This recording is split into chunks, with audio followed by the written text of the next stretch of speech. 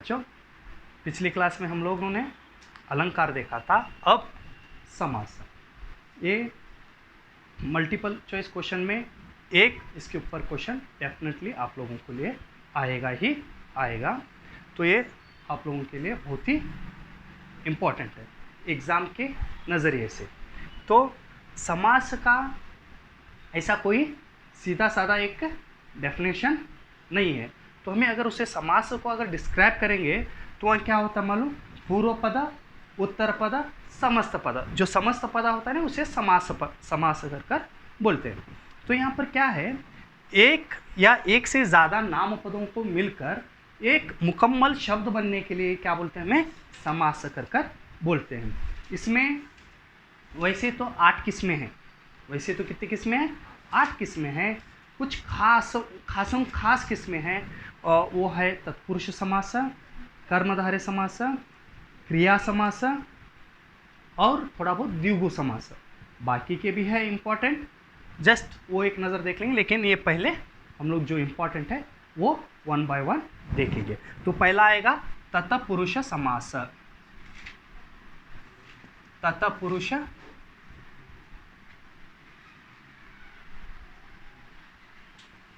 समास। बच्चों तत्पुरुष समास का अगर डेफिनेशन बोले तो बहुत ही लंबी डेफिनेशन है। तो ये समझकर, कन्नड़ में समझकर हमें पढ़ना लिखना बोले तो बहुत ही मुश्किल होगा। तो आप लोगों को छोटे छोटे एक ट्रिक से क्या करिए, तत्पुरुष समास को समझने की कोशिश कीजिए। तत्पुरुष समास में क्या होता है, दोनों नाम पद होते हैं। पूर्व पद भी नाम पद रहता है, उत्तर पद भी नाम रहता है। और जब ये दोनों को मिला जाते हैं तो उत्तर पद का वर्ड क्या हो जाएगा, वो मेन होगा, जाहिर होगा। और दोनों के बीच में जो एक विभक्ति प्रत्यय है वो क्या होगी, लोप हो जाएगी। कैसे, देखिए अभी फर्स्ट अरसीन प्लस मने जोड़कर लिखने में क्या होगा, अर मने। अब देखिए ये पूर्व पद है और ये उत्तर पद है। पूर्व पद में अरसीना, तो यहाँ पर जो ये न के अंदर षष्ठी विभक्ति प्रत्यय है वो क्या हो रही है, लोप हो रही है। और जब मिलाकर हम दोनों को इकट्ठा मिला रहे, अरसीना प्लस मने मिलाकर लिखने के बाद यहाँ पर क्या हो रहा है, अर मने। तो इसकी मीनिंग क्या हो रही है, जाहिर हो रही है, इंपॉर्टेंट हो रही है। और एक तरीके से हम इसे समझ सकते हैं, कैसे, पूर्व पदों को हमें यहाँ पर आसानी से बदल सकते हैं लेकिन उत्तर पदों को हमें बदलना नहीं होता। ऐसे शब्दों को हम क्या बोल सकते हैं, तत्पुरुष समास। और एग्जाम्पल तौर पर देख सकते हैं हम, देवर प्लस मने। अब देखिए देव मने, तो यहां पर हमें क्या करें, अरसिन को निकालकर देवर लगाए, ये लगाए, लेकिन ये शब्द को हमें छू नहीं सके। तो ऐसे शब्दों को भी हमें क्या बोल सकते हैं, तत्पुरुष समास। क्योंकि यहां भी देखिए ये दोनों, ये भी नाम पद, ये भी नाम पद। जब देवर, इसमें जो र में षष्ठी विभक्ति प्रत्यय है वो क्या हो रही है, यहाँ से लोप हो रही है। जब मिलकर लिख रहे हैं, ये मने की मीनिंग क्या हो रही है, ये जाहिर हो रही है, जाहिर होकर आ रही है। ऐसे शब्दों को हम क्या बोलते हैं, तत्पुरुष समास। इसके लिए बहुत सारे उदाहरण हैं। अब फॉर एग्जाम्पल देखिए,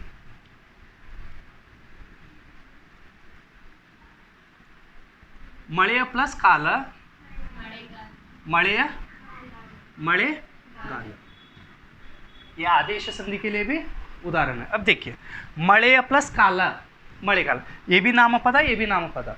अब इसमें क्या है, ये में क्या है, षष्ठी विभक्ति प्रत्यय, ये लोप हो रही है, ये लोप हो रही है। और जब मिलाकर लिख रहे हैं, ये मीनिंग गाल, गाल बोले तो काल, सेम, क के बदल में ग, ये हमारा आदेश संधि का रूल है। तो ये काल, काल बोले क्या, जमाना, सीजन, सीजन बदल नहीं सकते में, ये इसके पहले का बदल सकते हैं। अब मळे काल को जाकर हम क्या लिख सकते हैं, से बेसगे प्लस काल, बेसगे गाल, ये बना सकते हैं। लेकिन ये काल को हमें क्या नहीं कर सकते, बदल नहीं सकते। ऐसे समासों को हमें, ऐसे शब्दों को जो होते हैं वैसे शब्दों को हमें क्या बोलते हैं, तत्पुरुष समास है। आपकी किताब में कोई एक एग्जांपल देखने को मिले, ಕಿವಿ ಗಳಿಂದ प्लस ವಂದಿತ, ಕಿವಿ ವಂದಿತ। फिर देखिए कालिनल्ली प्लस नोವು, कालु नोವು। देखिए अब इसमें भी देखिए ये एक एग्जांपल देखिए, कालिनल्ली नोವು, काಲು नोವು। अब देखिए कालिनल्ली बोले, कालू बोले क्या, पैर, नो बोले क्या, दर्द, कहाँ पर दर्द है, पैर में दर्द है। मिलाकर लिखने के बाद ये जो नो शब्द है ये जाहिर है, ये मेन है, तो यहाँ पर लिख सकते हैं तलेयल्ली प्लस नो, नो को बदल सकते हैं, नो के बदल में दूसरा, नो के बदल में दूसरा शब्द ले सकते हैं नहीं, जैसे ऐसे शब्दों को हम क्या बोलते हैं, तत्पुरुष समास। समझ में आया? अगला है, दूसरा है कर्मधारय समास।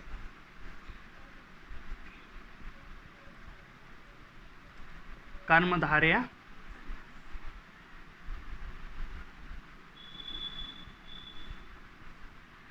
कर्मधारय समास बहुत ही सिंपल, बहुत ही आसान है।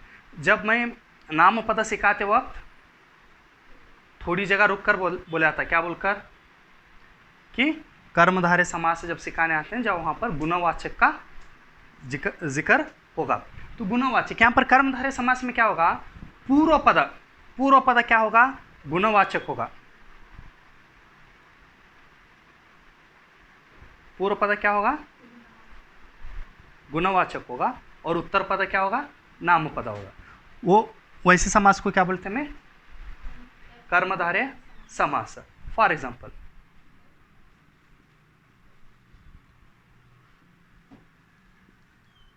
हिरिदु प्लस जेनु, हिरिदु प्लस जेनु, हेज्जेनु। देखिए हिरिदु बोले क्या, बड़ा, ये क्या हुआ, खुसूसियत हुआ, किसकी खासियत हुई, किसकी, जेनु, जेनु बोले क्या, शहद, हेज्जेनु बोले क्या, शहद, कौन सा शहद, बड़ा शहद, बड़े वाला शहद। जैसे आपके पोएम में देखो गुरी, हिरिदाद प्लस गुरी, गुरी। तो हिरिदाद आपका एम कैसा होना चाहिए, बड़ा सा एम होना चाहिए। तो यहां पर क्या कर रहे हैं, उसकी खासियत को बता रहे हैं। खासियत को बताने वाला समास कौन सा होगा, कर्मधारय समास। आपकी किताब में एक है, आपके टेक्स्ट बुक में, ये भी टेक्स्ट बुक वाला है, ये बाहर का गाउन से लिखा है सो है, और एक टेक्स्ट बुक के जो आपके एग्जाम्पल दें वहां का बोल रहा हूं। श्वेतवाद, श्वेतवाद छत्र, श्वेत छत्र, श्वेत छत्र। श्वेत बोले क्या, सफेद, श्वेतवाद बोले तो सफेद, छत्र, छत्र बोले क्या, छत, सार। तो यहां भी क्या है, देखो हिरिदु, हिरिदाद, श्वेतवाद, यहां पर क्या बोल रहे हैं, खुशी से आप बोल रहे हैं। यहां पर गुणवाचक है, यहां पर नामपद है, तो इन दोनों को मिलाकर जो समास बनता है उसे हम क्या बोलते हैं, कर्मधारय समास। आपकी पूरी किताब में हर नज़म में जहाँ जहाँ पर आप देखते हैं वहाँ पर इसका जिक्र करे से ज़्यादा कहाँ पर, नन्ना गोपाल, तंगाड़ी, तंपाद प्लस गाड़ी, तंगाड़ी, वसराग, वसतु प्लस राग, वसराग। तो वहाँ पर भी ज़्यादा उसका इस्तेमाल करे सो है, तो इसे हम बोलते हैं कर्मधारय समास। क्लियर? यस। नेक्स्ट,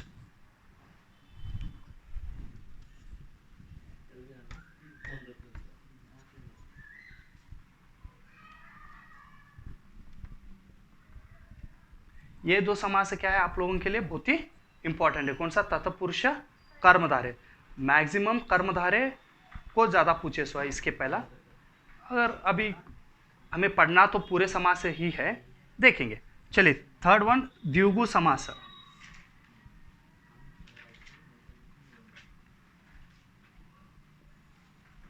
द्विगु समास, द्विगु समास यानी पूर्व पद नंबर संख्यावाचक होना।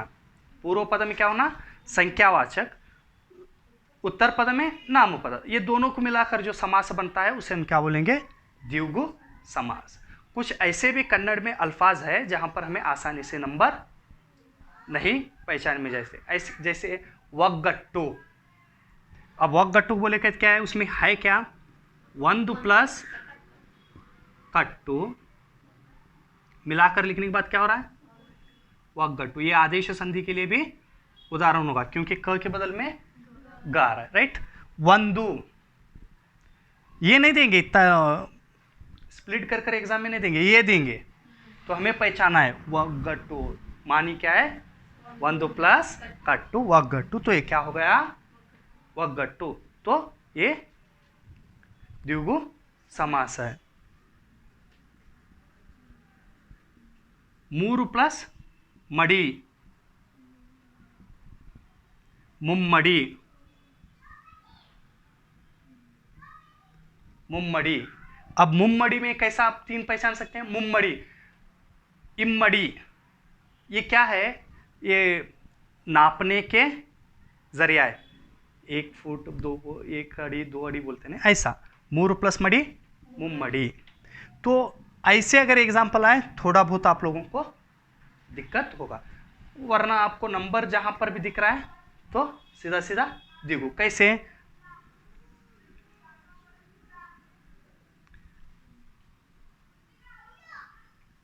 पंचगणाद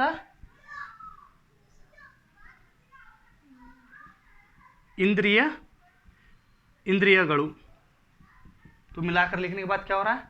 पंचेंद्रियಗಳು।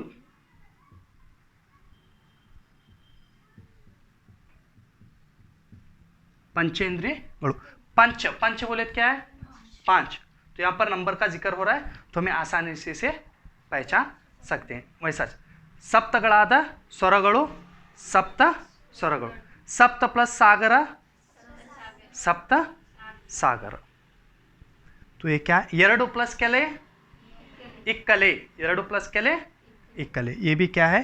द्विगु समास के लिए उदाहरण है। क्लियर है? ओके, अगला देखिए।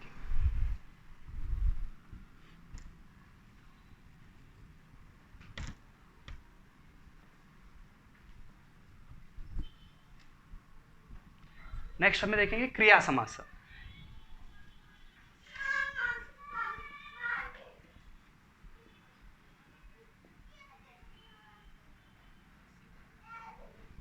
क्रिया जैसे नाम, जैसे समास का नाम सुनते ही हमें क्या मालूम हो जाएगा कि ये समास में क्या होने वाला है।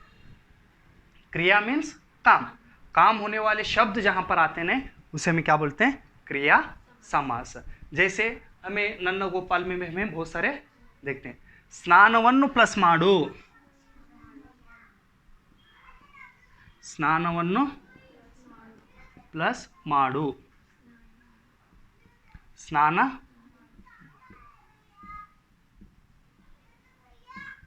और एक बात, हर समास में विभक्ति प्रत्यय क्या होती है? लोप होती है। क्रिया समास में मैक्सिमम अन्नु द्वितीय विभक्ति, मैक्सिमम द्वितीय विभक्ति क्या होती है? यहां पर प्रयोग होती है। कईयन्नु प्लस यत्ति,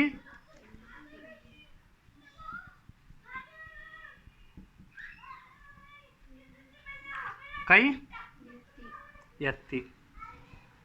तो यत्ति उठाना, माडू ये करना, तो यहां पर क्या हो रहा है? काम करना जाहिर हो रहा है। जैसे स्नान माडू, कई यत्ति ना, मेल यत्ति, मेले प्लस यत्तु, मेल यत्तु एनी, वहां पर आप एग्जाम्पल देखेंगे। उसके अलावा नन्न गोपाल में गंजियन्नु प्लस उंडू, गंजी उंडू, बनक्के प्लस होगी, बनक्के होगी। ಹೂವನ್ನು प्लस ಕೊಯ್ದು, हु ಕೊಯ್ದು, तो ये सब क्या है, क्रिया समास के एग्जाम्पल है। ತೆಲೆಯನ್ನು प्लस ಎತ್ತು, तले ಎತ್ತು, ತೆಲೆಯನ್ನು प्लस तूगी, तले दूगी, ये सब क्रिया समास के लिए उदाहरण है। ओके,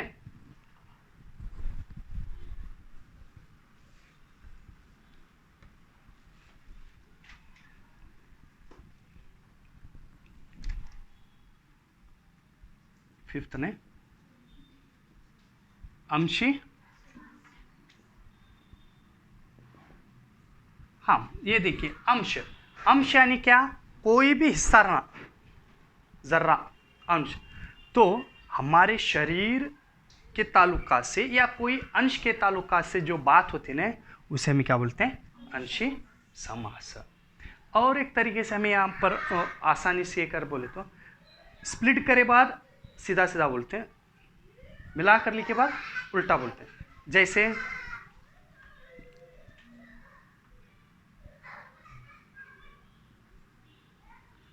तेलिय प्लस हिंदे, मिलाकर लिखने के बाद क्या हो रहा है, हिंदले, हिंदले, तो क्या है, तेले, तेले बोले तो क्या, सर, सर, हिंदे बोले तो क्या, पीछे, सर के पीछे, हिंदले बोलने में क्या हो रहा है, हिंदले बोले तो भी मीनिंग एक हिच, तेले प्लस हिंदे बोले तो भी मीनिंग एक हिच, समझ में आ रहा है। कालीन प्लस मुंदे, कालीन प्लस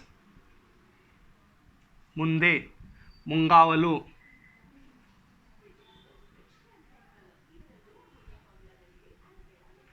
मुंगावलु अथवा मुंगालु, मुंगावलु नहीं, मुंगालु,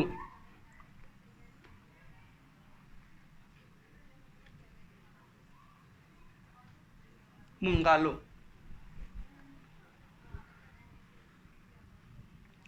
कई प्लस हिंदे अंगई, कई प्लस हिंदे अंगई, कई प्लस मुंदे मुंगई, तो ये सब क्या है, अंशी समास के एग्जाम्पल्स, ठीक है। नेक्स्ट, ये ज़्यादा इंपॉर्टेंट है, इंपॉर्टेंट कौन से है, क्रिया, तत्पुरुष, कर्मधारे, द्विगु, ये थोड़ा ज़्यादा मार्केट में डिमांड वाले हैं, बाकी के है ऐसा आया राम गया राम। नेक्स्ट, द्वंद्व समास,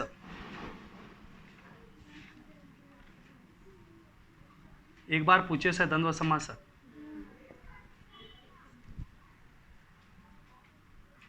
द्वंद्व समास में क्या होता है, दो से ज्यादा नाम पदों का मिलकर आना, ये अलग अलग भी हो सकते हैं। जैसे कसवु, कड्डीवु,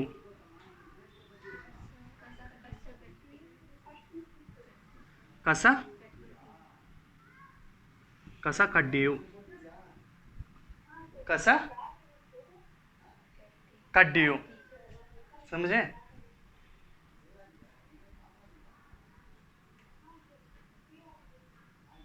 नदियु, केरेयु प्लस कट्टेयु, तो मिलाकर लिखे तो क्या होगा,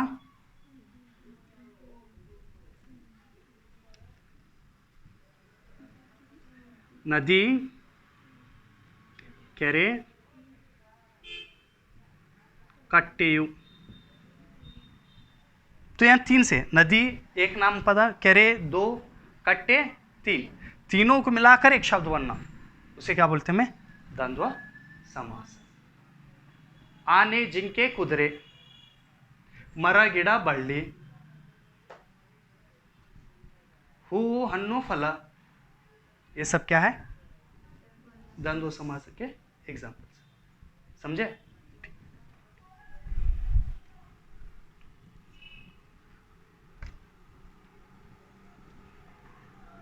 सेवंथ वन बहु गमक या बहुर्वी, गमक ले लेंगे सर।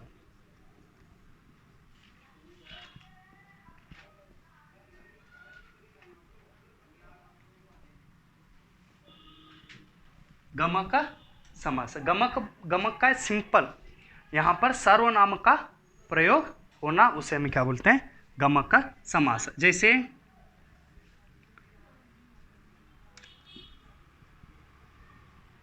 ಅವನು प्लस ಹುಡುಗ, ಆ ಹುಡುಗ,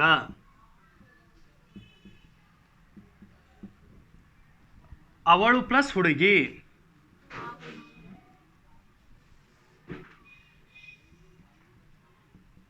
आ उड़ा। देखिए अवनु सर्वनाम यहां भी आएगा, यहां देखो आ, ये क्या है, सर्वनाम है। तो सर्वनामों बताने का अलंकार, ये सॉरी सर्वनाम बताने का समास ही क्या है, गमक का समास। इदु प्लस पुस्तक, इदु प्लस पुस्तक, ई पुस्तक,